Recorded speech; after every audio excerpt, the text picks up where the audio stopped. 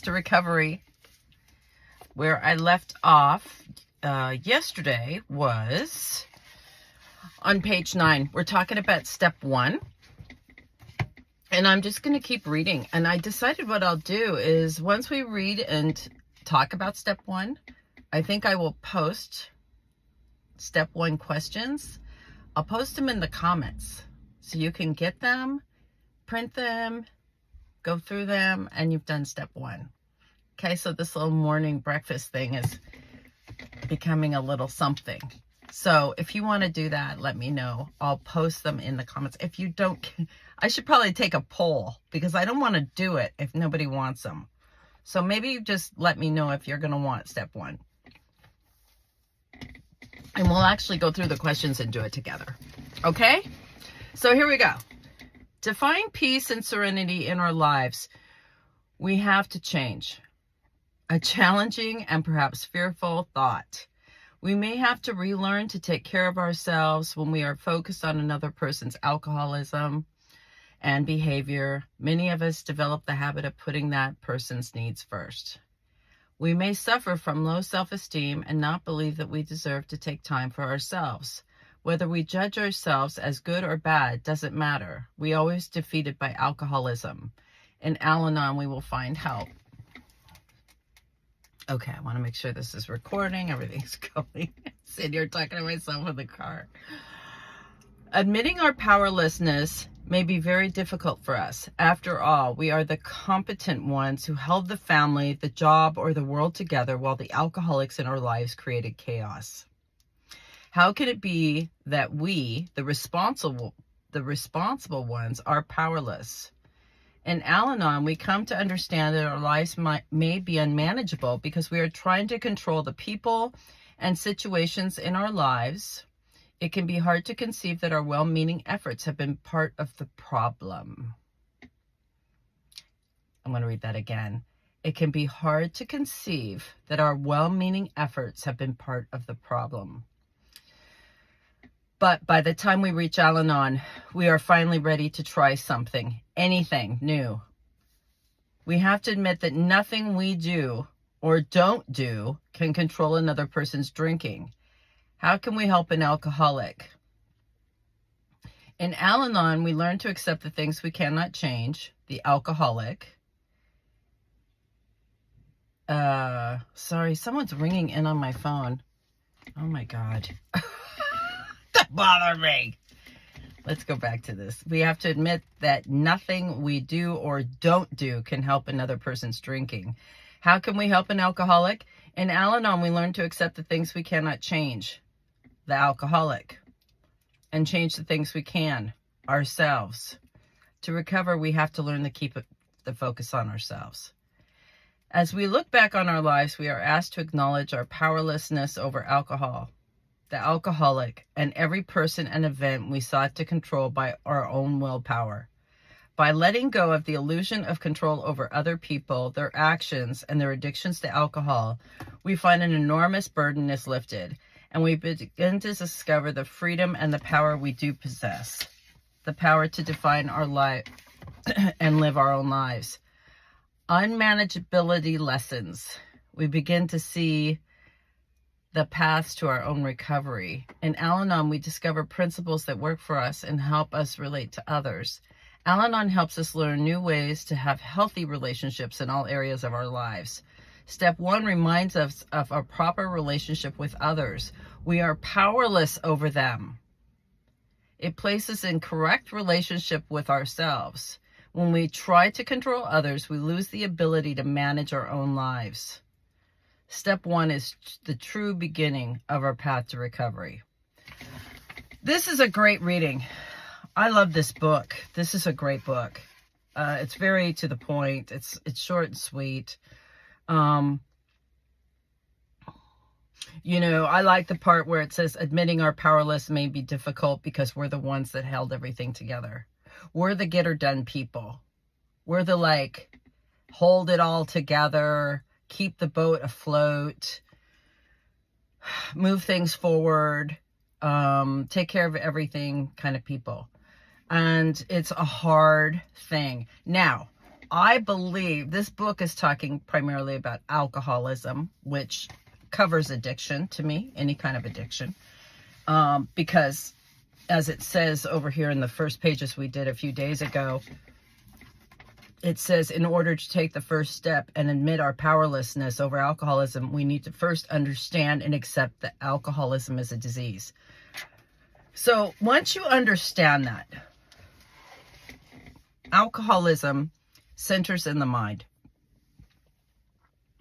It's they call it now, a bunch of people, got together and said they don't like the word alcoholic. It's very demeaning or whatever.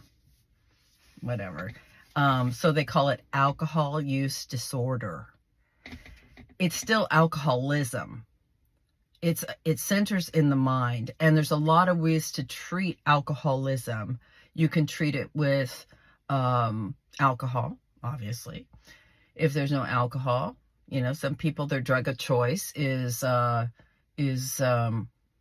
cocaine, meth, heroin, ketamine. You name it, right? Fentanyl, whatever. Vicodin, Xanax, any kind of benzo, any kind of prescription drug. A lot of people have alcoholism and are treating it with prescription drugs. Those are the people that you see every day. You hear a lot about, I can't remember what that one show was, but what was that show? I don't know, with all the wives, the housewives that lived on the block, not Knots Landing. If you don't know Knots Landing, well, but it was recent. I can't remember what it was called. It had Eva Longoria in it. And anyway, one of them got addicted to their kids' ADD medicine, right? And that's very common, that mothers are taking their kids' medicines. Or kids are taking their mother's medicines. You know what I mean? So this thing comes a lot of ways. Sometimes you quit the substances, you go to detox, you get off that. You're not treating the alcoholism. So people go to the casino, they start shopping, big problems, just big problems. You might have kids in the house where gaming, the phone, those can be addictive things, right? Those are ways to treat the alcoholism if you're an alcoholic. So that's what I talk about. I talk about people that are suffering from alcoholism. However, Alanon should be taught in elementary school to everybody. I mean, to understand this concept is for everyone. It kind of says that here. Step 1 reminds us of our proper relationship with others. We are powerless over them, whether they have alcohol in them or not. We are powerless over other people. Why? When did I get it in my head that I could run other people's lives? That I could, if they just did what I said, they would be much better off. When did I get that idea in my head? I must have inherited it from my mother. My father, I don't know.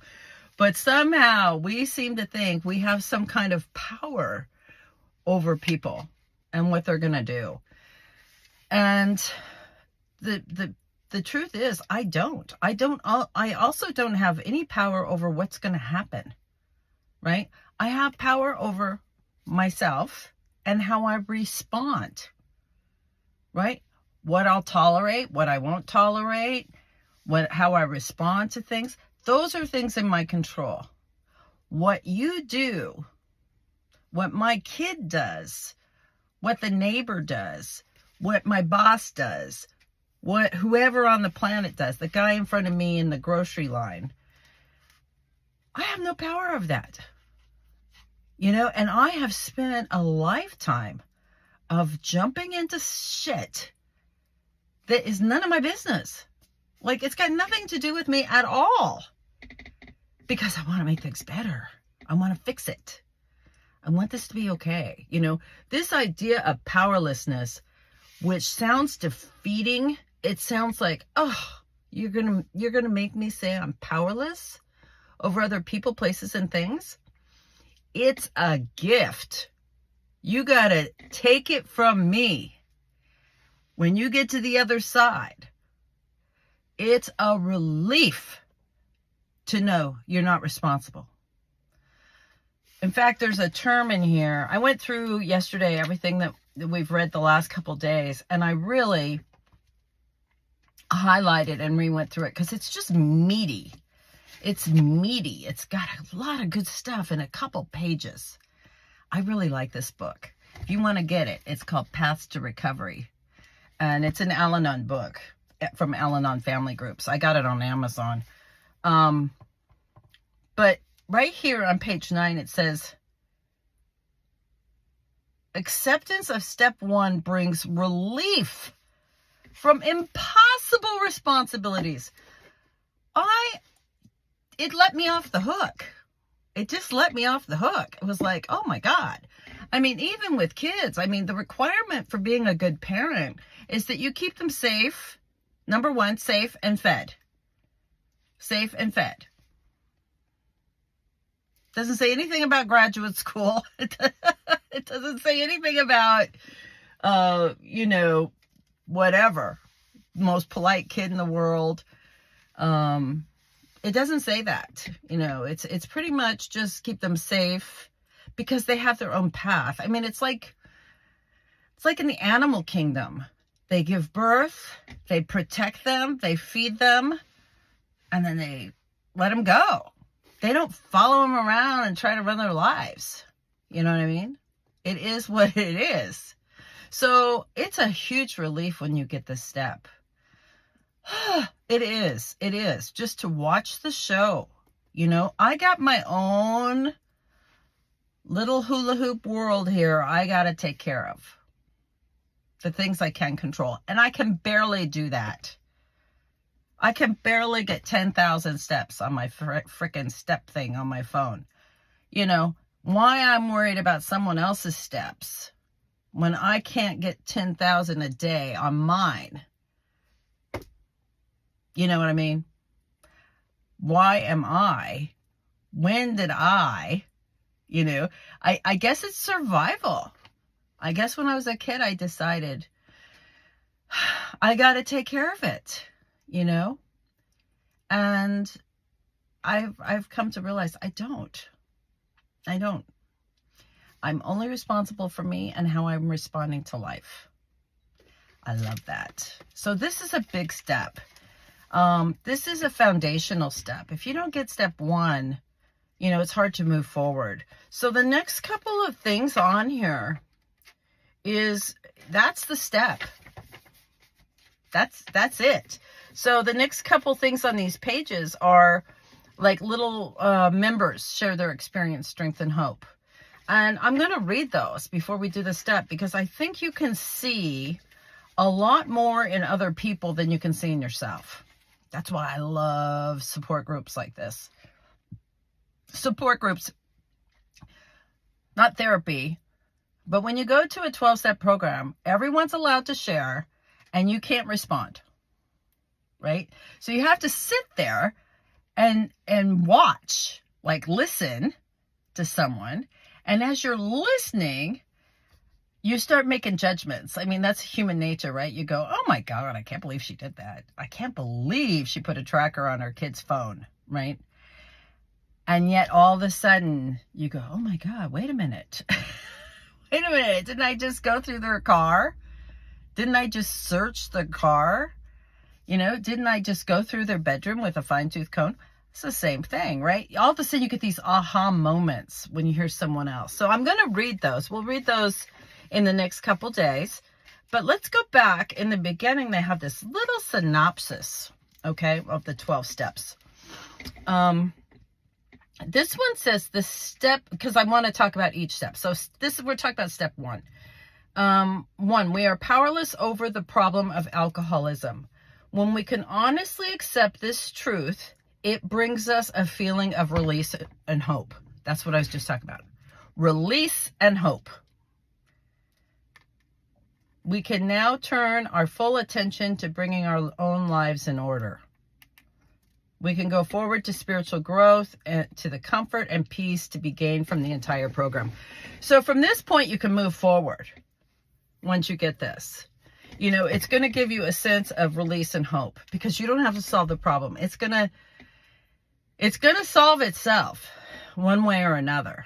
Might not be the way you want, but it's going to happen the way it's supposed to happen. And you could lay down on the train tracks and it's not going to stop it from happening the way it's going to happen.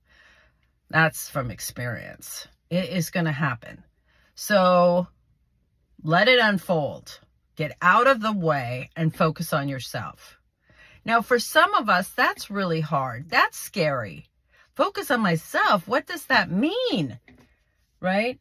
How do I move forward with spiritual growth? For one, you keep doing stuff like this, right? You keep showing up to new information, new ideas. You listen to new things, right? You have an open mind. Don't cancel anything out, okay? Because if you knew everything, you wouldn't be listening to this, right? You're looking for some other way to do this. So open-mindedness, willingness to give it a try. You know, today, give it a try. Watch the show. Don't be the show. Don't jump in. Don't interfere. Don't say yes, you know, to something. Just focus on yourself. Now, what does focus on yourself mean? Whew, that's hard. Because we're not supposed to be selfish, right? So we're not supposed to be selfish, but we're supposed to... Sorry, I don't know why my screen just went a little dim. We're not supposed to be selfish, but we got to look after ourselves. So, you know, what's that look like for me? For me personally, this does not mean you. I have to have a routine. I have to have a routine. I like routine.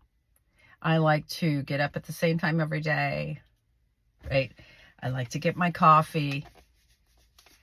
I like to do things, you know, I'm not one to just like wake up at noon and be okay, or 10 or 9. I feel like I've lost the day. I feel like I'm behind the 8 ball. So I like to get up early. I like to, you know, to take care of myself. I try to eat well. I try to get enough water.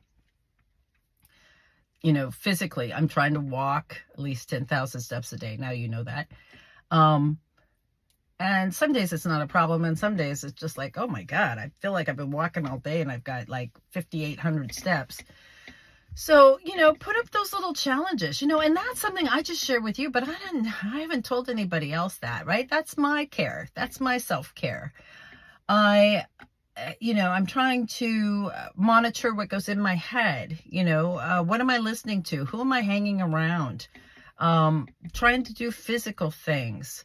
Trying my mental health. I'm trying to, you know, do more positive mental health items. I'm trying to spiritually grow. I'm going to more meetings, right? I'm praying more. I'm asking God for some help. And when I say God, I don't mean... This is not religious. This is not a Jesus freak thing, okay? The universe, the divine creator, get in touch with your inner, you know, I believe that God's within all of us, right? I do that a lot in nature when I do my walks. I pray. I do ceremonial things. So what are you doing like that? Taking a bath, getting your nails done, right? Calling a friend. Start focusing on yourself. Okay? I'll see you tomorrow.